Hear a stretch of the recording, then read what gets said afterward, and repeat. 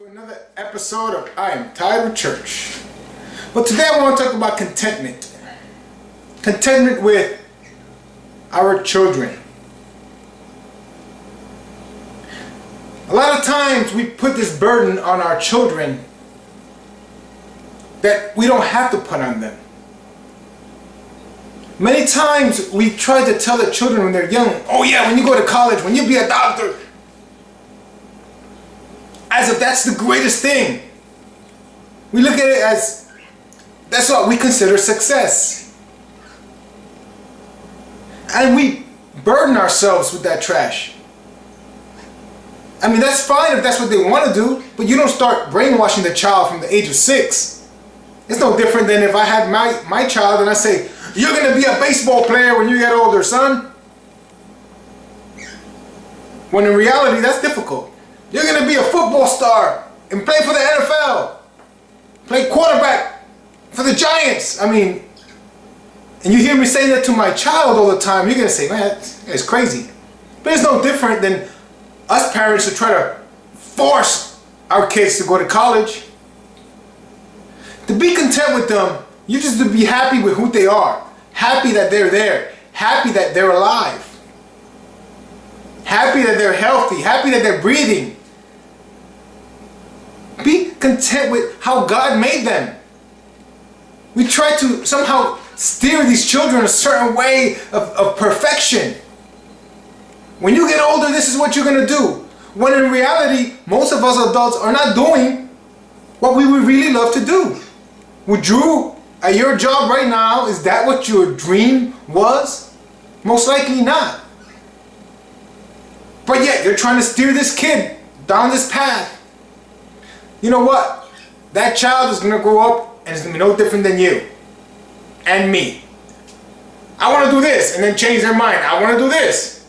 Even adults do that at the age of 40. I need a new career. I don't like mine. Like kids. Like kids. But if you need to be content with who your child is as God made them.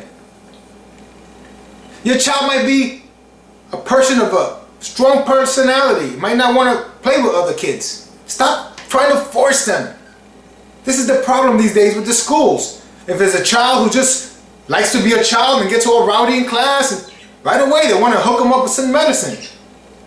That same child, if he's on his seat all day and doesn't participate, right away, there's a medicine for that too. We somehow expect our kids to be cookie cutter images of our imagination of what we want them to be. Be content with your child as that child is. When you see them, say, he's perfectly made. Why are you trying to change what God has created? This is the problem. We're trying to mold these children into something that God didn't create them to be. Now, I'm not saying as parents we just let them do as they please. We guide them along the way by their hand. But most importantly, we need to lift them up spiritually so they can have a spiritual discernment. At the end, many people would I'd rather have a kid who's a doctor. He's a successful surgeon, but man, he surely doesn't really like dealing with people. In a personal level, he doesn't like to talk to nobody. He goes to church once in a while, but he's successful. Because we look at success as something tangible. A degree with some letters on the wall. At the end, look at that degree. That degree goes to the trash can. Look at that doctor. At the end, someone's wiping his ass too. At the age of 90. Someone's wiping his ass just like they're wiping some homeless guy's ass. He's done. So what did all those doctor credentials help? What did they do for that doctor? Nothing. It gave him some kind of satisfaction in his flesh when he was alive. And yes, they helped other people. And many doctors are great. They help around the world. Missionaries. Doctors Without Borders. That is a great thing. And that is what you want. If you want a doctor and a child to be a doctor, man, I want you to love people too. But if you're a doctor, a lawyer, whatever it's considered successful these days, and you don't like people, That's not success. You failed as a parent.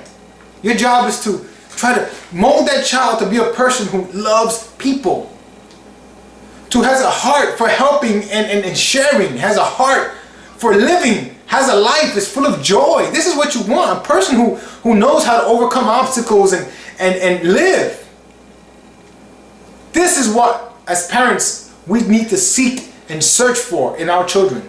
Learn. But they can only do that by our example, by us helping and giving, and us assisting and loving people.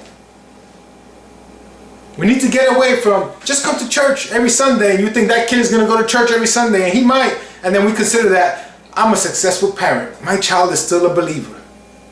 Meanwhile, he doesn't like nobody. He just goes to church and goes home. That's not success. Teach that child the way of the Lord. Yes, loving people is the way of the Lord. Loving God is the way of the Lord. Not being successful in these other great, supposedly, careers. They're just a career. At the end, what does it matter? If your kid got bad grades in school, who cares? At the end, it really, truly doesn't matter. At the end, if we can get to that mindset and say, it doesn't matter. What my child does today in middle school, it's not going to affect him 40 years down the line.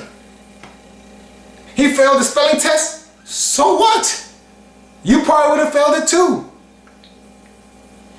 That stuff they do as these kids in these schools, they put them pressure. You better score straight A, B honor roll, all that silly stuff.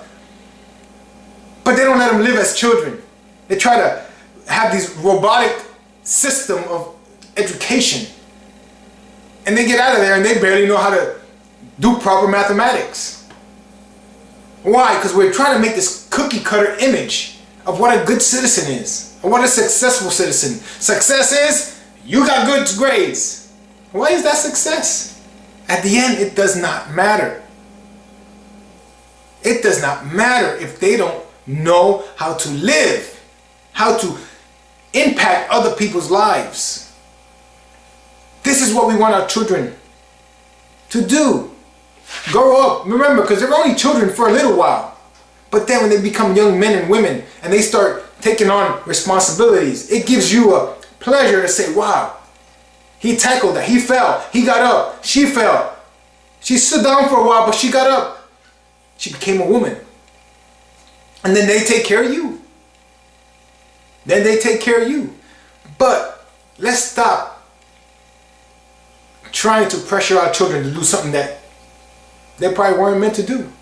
Be content with who they are as children. Be content with the way they behave. Be content with the way they look at you. Hug them, love them as they are. Because God loves you as you are. God is content with you. So be content with your children. God bless you, and teach your children that what Jesus Christ did was enough.